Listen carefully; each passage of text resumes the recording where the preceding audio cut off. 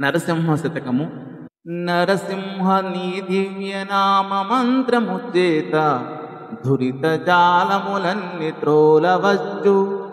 నరసింహ నీ దివ్య నామ మంత్రము చేత పలుపైన రోగముల్ పాపవచ్చు.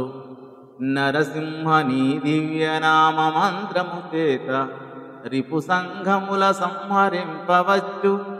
నరసింహ నీ నామ మంత్రము చేత దండహస్తుని బంట తరుమవచ్చు. బలిరని నీ మహామంత్ర బలము చేత దివ్య వైకుంఠ పదవి సాధింపవచ్చు. భూషణ వికాస త్రిధర్మపుర నివాస దుష్ట సంహార నరసింహ దురిత దూరా. శోభామయమకు ధర్మపురమున వసించువు నరసింహస్వామి, నీవు దివ్యాభరణములతో ప్రకాశించువాడువు, పాపములను పోగొట్టేవాడవు, దుష్టులను శిక్షించువాడవు.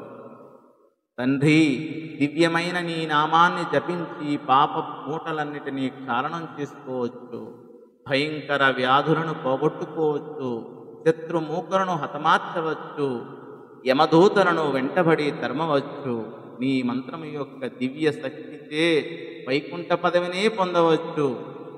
అనగా నామమహిమ అద్భుతము. నామము తొలగించలేని పాపముండదు. అది భౌతిక రోగాలనే కాక భవరోగాన్ని కూడా రూపుమాపుతుంది. బాహ్య శత్రువులనే కాక అంతర్గతమైనటువంటి కామ క్రోధాది శత్రువులను కూడా తీర్చి చెండాడుతుందని ఈ పద్య భావము. ధన్యవాదములు.